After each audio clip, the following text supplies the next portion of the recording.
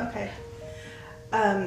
So I remember the very first time I saw you, you were just this little blonde wisp of a girl.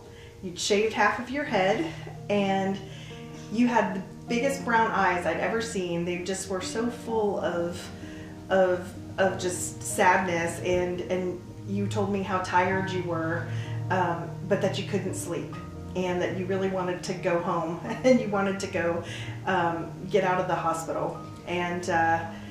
And you told me you like Skittles. Oh yeah. Oh yeah. You still like Skittles, right? Yeah.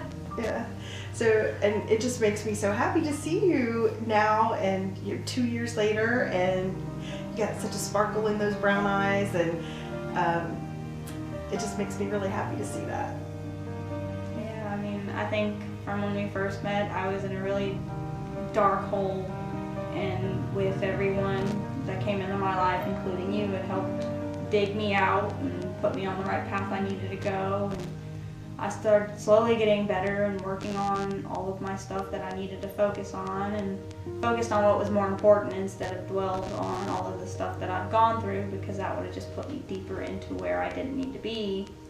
So after that, I just kind of felt like this is where I belonged, and I want to get out of here, I want to go home. And I think I was in there for 2 years.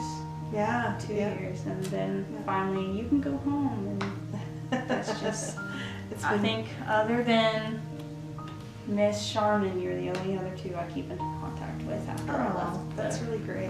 I'm so glad we do. It was so nice to hear from you on my birthday. That made me feel, it was the best birthday wish I got. I thought about you guys so much. You know, when we met up for the last time, it was virtual because of COVID. It was your permanency hearing, and your grandparents were going to become your permanent guardians, and it was such a happy occasion. I remember tearing up on the Zoom call, and I just wanted to hug you guys. And so it was so hard, because after the case ends, you know, I'm not your friend, I'm not your family, and so we had to kind of part ways, and I was hoping against hope that I would hear from you. So you just really made my day. Eyes, you are my friend. Well, I wouldn't have contacted anyone other than that. Oh, I mean, that's sweet.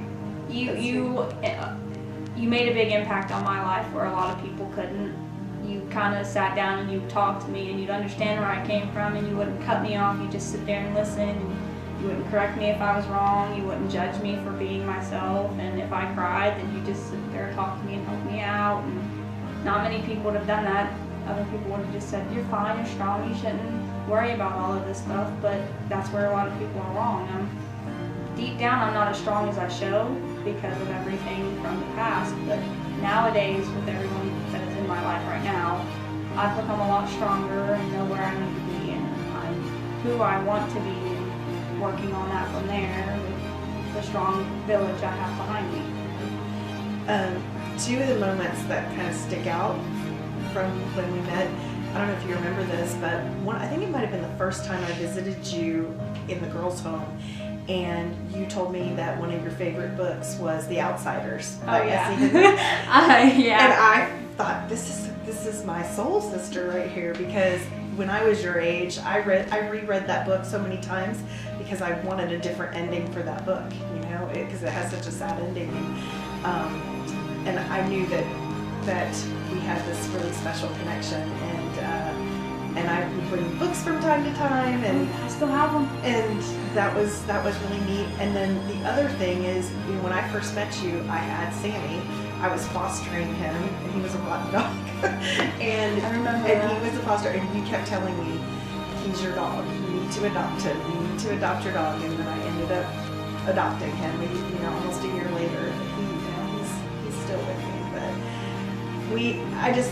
I always enjoyed our time. I looked forward to seeing you as much as I could because you weren't too far from me, and it's just, I don't know, it's just such a, I just felt that connection with you from the very first time we met, because we had similar interests, and you always impressed me with your artistic abilities and your unique perspective on things, and watching you go from where you were when I first met you to getting an award for excellence in math. in school, I just was so proud to be able to stand there and see you get that award because I knew how hard you had to work to get there. I remember every time you would visit, they normally wouldn't announce who would come and visit you the day. It would kind of just be like, hey, your CASA's here. And Miss Kimberly would always laugh at me because I'd get so excited and I was like, yes, the only person I actually wanted to see other than my grandparents. But their visitation was off camp, off grounds, or I forgot what it was called. But, and then we just sit there. I think there was one time we did a puzzle together while talking.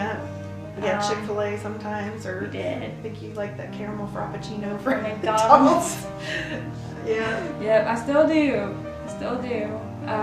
I try not to eat much Chick-fil-A anymore because my boyfriend would go out every Saturday and eat Chick-fil-A. Oh, nice. But it just, a lot of memories from the group home kind of still stick with me. Yeah, there were some fun times. The times we would send Marco Polos back and forth, and you'd send me videos of Sammy jumping around being a goofball. And from time to time, it was very...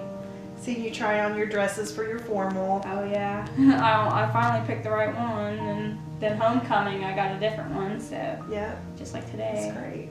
But it's so nice and being able to go to dinner with you last week and just talk about stuff that's not related to difficult times and talk about all the good things that have happened to you since, and you're doing great in school and you've got a path forward. You've met somebody nice who loves you very much, and it was nice to see your grandparents too. They're doing great. They look great, and everybody just it makes me so happy. Yeah, I mean, other than a lot of the stuff that's been going on, the only thing that I really look forward to is spending time with people I really care about. Yeah. And there's time to time in the day, like, hey, you need to text Kim, and then I get so busy with school, and I was like, crap. And then it takes me a while to remember. I forgot to text her. So, and then I remember that at like 9 o'clock at night, and I was like, crap. And then I get what was it? They call me at night for ice cream all the time. So we'll go and eat ice cream, and then I'd come back and I was like, what was I going to do again? And then remember the next day I need to text him. And it's, with my brain, it goes like this all the time. But I need to set a reminder in my phone, hey, text Kim fast before you forget. So I actually have it set, which I think that's probably what went off on my phone. I'm glad you remember to do it. It's great. And one of the things that always really stuck out to me too was your creative mind. The art projects that you did as a middle schooler, I could not ever do in my entire life. You are very talented in terms of your artistry, but also your singing, and you can write songs and play the guitar. You're just a very special person, Savannah, and I'm really happy you're in my life, and I'm glad you stayed there. I'm not going anywhere. Stuck with me now.